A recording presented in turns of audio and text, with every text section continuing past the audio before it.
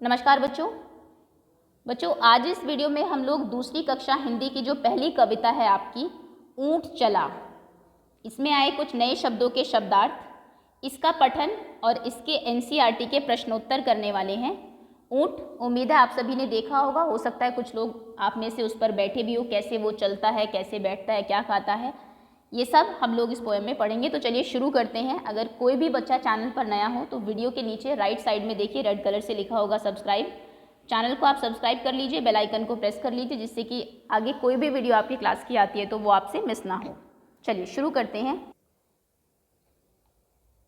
ऊंट चला भाई ऊंट चला, हिलता डुलता ऊंट चला, इतना ऊंचा ऊंट चला भाई ऊंट चला। ऊंची गर्दन ऊंची पीठ, पीठ उठाएं ऊंट चला। तो जो पहली 6 लाइनें हैं आपकी, कवि कह रहा है कि आपकी कविता में ऊंट जा रहा है, ऊंट चला भाई ऊंट चला, चल रहा है। और चल कैसे रहा है? हिलता डुलता, मतलब मस्त एकदम इधर उधर डोलते हुए वो चल रहा है, कभी इधर कभी उधर। इतना ऊंचा ऊंट चला, ऊंट क्या है? बहुत ऊंचा है। ऊंट चला भाई ऊंट चला। ऊंची गर्दन ऊंची पीठ, ऊंट की गर्दन भी ऊंची है और पीठ यानी कि कमर जो है वो भी ऊंची है। पीठ उठाए ऊंट चला, और वो चल कैसे रहा है? अपनी पीठ को ऊपर उठाकर चल रहा है। ये देखिए कितनी ऊंची गर्दन होती है इसकी, और ये पीठ है, पीठ भी ऊंची ही होती है। बालू है तो होने दो, बोझ ऊंट को ढोने दो, नहीं फंसेगा बालू में भी ऊंट चला। बालू अर्थात होता है रेत। आप जानते हैं रेत में जो ऊंट है वो बहुत आसानी से चलता है। बाकी आप जानवर देखेंगे, फिर अगर आप भी चले तो पैर आपके धंसेंगे अंदर, लेकिन ऊंट के साथ ऐसा नहीं है। वो कह रहे हैं कि बालू है तो होने दो, अगर रेत है तो रहने दो, होने दो रेत को, क्योंकि ऊंट को उसमें कोई परेशानी होती नहीं है। बोझ ऊंट को ढोने दो, और उसे क्या करने दो? खूब सारा बोझ जो है भार उसके ऊपर रख दो और उसको ढोने दो, ले जाने दो बोझ को। नहीं फंसेगा बालू में भी ऊंट चला। ऊंट जो है वो बालू में भी फंसता नहीं है, रेत में भी फंसता नहीं है, और उसमें भी वो बहुत आसानी से चल रहा है, वैसे ही हिलता डुलता एकदम। जब थक कर बैठेगा ऊंट, किस करवट बैठेगा ऊंट, बता सकेगा कौन भला, ऊंट चला भाई ऊंट चला। और जब ऊंट बहुत थक जाएगा तो वो किस करवट बैठेगा, किस करवट लेटेगा बैठेगा, किस साइड, बता सकेगा कौन भला, ये तो कोई भी नहीं बता सकता। ऊंट चला भाई ऊंट चला। और इतनी खूबसूरती के साथ, इतनी खूबियों के साथ ऊंट चल रहा है, ऊंची गर्दन के साथ, ऊंची पीठ के साथ, बोझ लेके बालू में भी चल रहा है, थक भी गया है, लेकिन किस करवट बैठेगा ये भी किसी को नहीं पता है। तो ये है आपकी कविता, आप इसको याद कर लीजिए। ऊंट चला भाई ऊंट चला, हिलता डुलता ऊंट चला, इतना ऊंचा ऊंट चला, ऊंट चला भाई ऊंट चला। ऊंची गर्दन ऊंची पीठ, पीठ उठाए ऊंट चला। बालू है तो होने दो, बोझ ऊंट को ढोने दो, नहीं फंसेगा बालू में भी ऊंट चला। जब थक कर बैठेगा ऊंट, किस करवट बैठेगा ऊंट, बता सकेगा कौन भला, ऊंट चला भाई ऊंट चला। चलिए अब इसके प्रश्नोत्तर देख लेते हैं। झटपट कविता पढ़कर मजा लो। आपको ये कविता पढ़नी है और एंजॉय करना है। कुछ ऊंट ऊंचा, कुछ पूंछ ऊंची, कुछ ऊंचे ऊंट की पीठ ऊंची। ये जल्दी जल्दी आपको बोलना है, और देखना आपकी जीभ ज़रूर लड़खड़ाएगी। कोशिश करो बोलने की। कुछ ऊंट ऊंचा, कुछ पूंछ ऊंची, कुछ ऊंचे ऊंट की पीठ ऊंची, कुछ ऊंट ऊंचा, कुछ पीठ ऊंची, कुछ ऊंचे ऊंट की पीठ ऊंची। कोशिश करिए 5-6 बार बोलिए इसको। बीच में देखेंगे आप, आपकी जीभ लड़खड़ा जाएगी। कैसी लगी कविता? अब इस कविता को अपने मन से नाम दो। आपने ऊंट चला कविता पढ़ी, अगर कोई और नाम आपको इसको देना होता तो क्या देते? आप इसको ऊंचा ऊंट भी नाम दे सकते थे, जैसे ऊंट चला है ना कविता का नाम, ऊंचा ऊंट। और कोई नाम अगर आपके दिमाग में आ रहा है वो भी आप लिख सकते हैं यहाँ पर। रेगिस्तान, ऊंट रेगिस्तान में ज़्यादा मिलते हैं। नीचे 2 चित्र बने हैं, सही जगह पर ऊंट का चित्र बनाओ। ये देखिए नीचे 2 चित्र बने हुए हैं। ऊंट कहाँ पर होगा? ऐसी सड़क पर या रेगिस्तान में? तो यहाँ पे होगा। यहाँ पे आप ऊंट का एक चित्र बना देंगे अपनी तरफ से, ठीक है, यहाँ इस तरफ। अगला प्रश्न है, बालू या रेत कहाँ कहाँ पर मिलती है? तो बालू या तो रेगिस्तान में या समुद्र किनारे। रेगिस्तान में या समुद्र किनारे आपको रेत मिल जाएगी। किनारे। अगला प्रश्न है कितना। हिलता डुलता ऊंट चला, इतना ऊंचा ऊंट चला। तो अब बताओ ऊंट कितना ऊंचा होता होगा आपके ख्याल से। तुम्हारी कक्षा की दीवार जितना, हाथी जितना, बिजली के खंभे जितना। तुम्हारी कक्षा की दीवार जितना ऊंचा होता होगा। तो यहाँ लिखेंगे आप हमारी कक्षा की दीवार जितना, ओके। हाथी कितना मोटा, तुम्हारी माँ के संदूक जितना, ऊंट जितना, पहाड़ जितना। तो हाथी होता होगा तुम्हारी माँ के संदूक जितना। तो आप लिखेंगे हमारी माँ के संदूक जितना। पहाड़ तो बहुत ज़्यादा मोटा हो जाता है, बहुत ज़्यादा बड़ा हो जाता है। ऊंट थोड़ा पतला होता है, हाथी उससे मोटा होता है। तो माँ के संदूक जितना होगा। चींटी कितनी छोटी, चीनी के दाने जितनी, चावल के दाने जितनी, या फिर इलायची के दाने जितनी।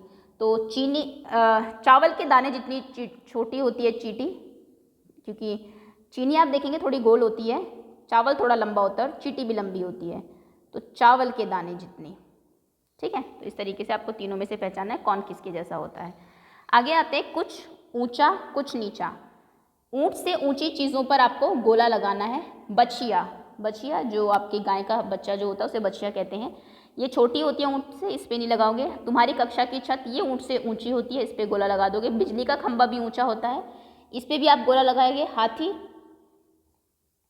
हाथी ऊंट से ऊंचा नहीं होता, ऊंट से ऊंचा नहीं होता। आम का पेड़ ऊंट से ऊंचा होता होगा। तो इन तीन पे आप गोला लगा देंगे। अगला प्रश्न है ऊंट के नीचे क्या क्या निकल सकता है। ऊंट के नीचे से क्या क्या निकल सकता है, इसके उत्तर में आप लिखेंगे एक छोटा बच्चा आप निकल सकते हैं, है ना, छोटा बच्चा, या फिर एक बछिया जैसे दिया हुआ था ऊपर, एक भेड़ निकल सकती है, कोई कुत्ता निकल सकता है ना, और बकरी निकल सकती है, और बाकी सभी छोटी चीज़ें, एक चींटी निकल सकती है आदि। ये सब चीज़ें जो है वो ऊंट के नीचे से निकल सकते हैं क्योंकि बहुत छोटी होते हैं। किन किन चीज़ों की मदद से ऊंट पर चढ़ोगे। अगर आपको ऊंट पे चढ़ना है तो किससे चढ़ोगे, हम सीढ़ी से चढ़ सकते हैं। सीढ़ी लगाकर ऊंट पर आप चढ़ जाएंगे। ओके, चलिए अगला प्रश्न है सफ़र का सामान। ऊंची गर्दन ऊंची पीठ, पीठ उठाए ऊंट चला। बताओ ये सब क्या उठाकर चलेंगे। ऊंट तो अपनी पीठ उठाकर चल रहा है। अगर हाथी को चलना होगा तो हाथी क्या क्या उठा के चल सकता है, लकड़ी उठा के चल सकता है। आपने देखा होगा वैसे भी लकड़ी ढोने के लिए ऊंट का इस्तेमाल किया जाता है। सामान उठाकर चल सकता है कोई, या फिर अपनी कोई सवारी लेकर चल सकता है, सवारी को उठाकर, या फिर अपनी पूंछ को उठाकर भी चल सकता है ना। अपनी सूंड उठाकर चल सकता है। इनमें से एक काट दीजिए, सूंड लिख दीजिए। टीचर जी को अगर चलना है तो वो क्या लेके चलेंगे, वो किताब उठाकर चलेंगे, वो कॉपियाँ उठाकर चलेंगे, पेन लिख दीजिए, पेन उठा के चलेंगे क्योंकि उनसे उनका काम पड़ता रहता है, और वो बेत उठा के चल सकते हैं। चौक उठाकर लिख दीजिए, चौक उठाकर भी चल सकते हैं। आगे है पिताजी। अगर आपके पिताजी चलेंगे तो आप वो क्या उठाकर चलेंगे, सामान उठाकर चल सकते हैं, या फिर वो बैग उठाकर चल सकते हैं, या फिर वो आपको उठाकर भी चल सकते हैं, है ना, मुझे। शेर अगर चलेगा तो शिकार उठाकर चलेगा, अपनी पूंछ उठाकर चल सकता है, पूंछ, और अपने बच्चों को उठाकर चल सकता है, शेर के बच्चों को। आगे है दादाजी। दादाजी अगर चलेंगे तो क्या छड़ी उठाकर चलेंगे, और सामान उठाकर भी दादाजी चल सकते हैं, अपना चश्मा उठाकर दादाजी चल सकते हैं। ओके, तो ये कुछ लोग हैं जो उठाकर चल सकते हैं। इसमें आप कोई अपनी तरफ से भी आंसर लिखना चाहे तो वो भी आप लिख सकते हैं। अगला प्रश्न है अलग अलग घर। नीचे कुछ शब्द लिए गए लिखे हैं, इन्हें बोलकर देखो। अब मिलते जुलते शब्दों को सही आपको लिखना है। सही इसमें सूट, जूट, भला, धस, हंस, तब, कब, गला, आलू, चालू। ऊंट, ऊंट से मिलता जुलता क्या है, जूट, सूट। बालू, सूट, जूट, ये इससे मिलते, बालू, आलू, चालू, आलू, चालू। फंस, धस, हंस, हंस। चला, गला, भला, गला, भला। जब, तब, कब, कब। अब ऐसे ही और शब्द सोच के आपको लिखने हैं, इनके नीचे ही लिख देंगे। और क्या हो सकता है, जैसे कि जूट, सूट एंड बूट, बालू, आलू, चालू, भालू, धस, हंस, फंस, रस, चला, गला, भला, ढला, जब, तब, कब, सब, है ना। ये एक एक आप अपनी तरफ से लिख देंगे क्योंकि इसमें 3 खाली जगह दी हुई है। ऐसे कुछ और शब्द अगर आपको ढूंढ के लिखने हैं तो आप क्या लिख सकते हैं, जैसे दाम, राम, आम, नाम, इन्हें तुकांत शब्द बोलते हैं जो एक जैसे लगते हैं सुनने में। नग, जग, भग, लग, ओके, ऐसे और भी शब्द आप लिख सकते हैं। आगे है अक्षर की बात। कविता में ब से शुरू होने वाले कौन कौन से शब्द हैं उनके नीचे आपको रेखा खींचनी है, तो मैं बता देती हूँ, आप रेखा खींच लीजिएगा। कविता में ब से बालू, बोझा, बोझ ऊँट कर ढोने, तो बोझ है, सॉरी बोझा नहीं है, बोझ। उसके बाद बैठेगा, किस करवट बैठेगा ऊँट, और बता सकेगा कौन भला, ये ब वाले शब्द हैं। तुम्हारा नाम किस अक्षर से शुरू होता है, उस अक्षर से 4 शब्द आपको लिखने हैं। मान लीजिए आपका नाम सुनीता है, स से शुरू होता है, तो अब आप स से 4 और शब्द लिखेंगे। स से सरगम, स से सरोज, स से सवेरा, और स से सांप, ओके। ऐसे कोई भी 4 शब्द जिससे आपका नाम शुरू होता है उस अक्षर से आपको यहाँ पर लिखना है, या आप अपनी तरफ से लिखेंगे। सुनीता मत लिख दीजिएगा, जो आपका नाम है वो लिखना है। बोझा, बालू है तो होने दो, बोझ ऊँट को ढोने दो। बहुत सी जानवरों को बोझा ढोने के लिए इस्तेमाल किया जाता है। तुम्हें यह ठीक लगता है, क्यों?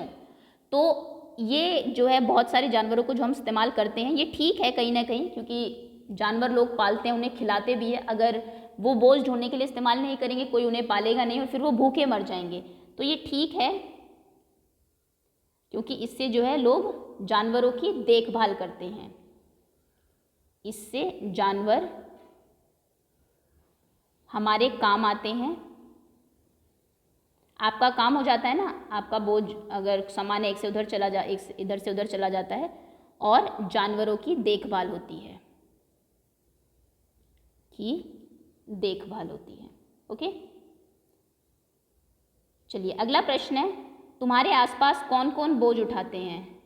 होती है आपके आसपास में बैल, उसके बाद घोड़ा, ये कुछ जानवर है जो कि बोझ उठाने के लिए इस्तेमाल किए जाते होंगे।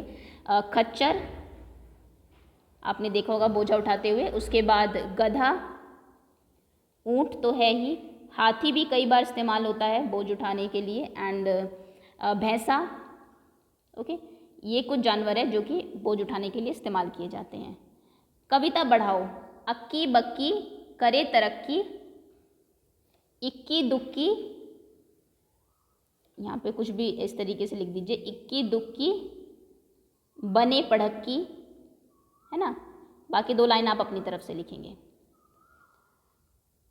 चलिए आगे है, इस कविता में कुल कितनी बार ऊंट शब्द आया है, बिना देखे बताओ।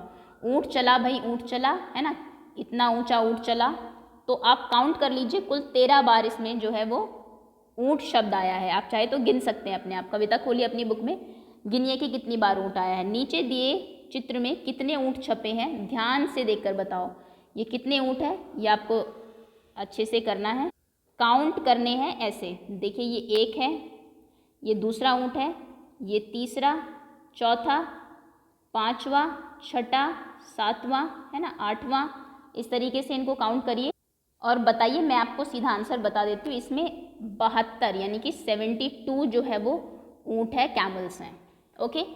तो चलिए बच्चों, ये था आपका पार्ट, एनसीईआरटी से हमने कंप्लीट कर लिया। उम्मीद है आपको समझ में आ गया होगा। बहुत जल्दी इसकी क्विज़ भी अपलोड कर दी जाएगी। सो बहुत बहुत धन्यवाद आपका।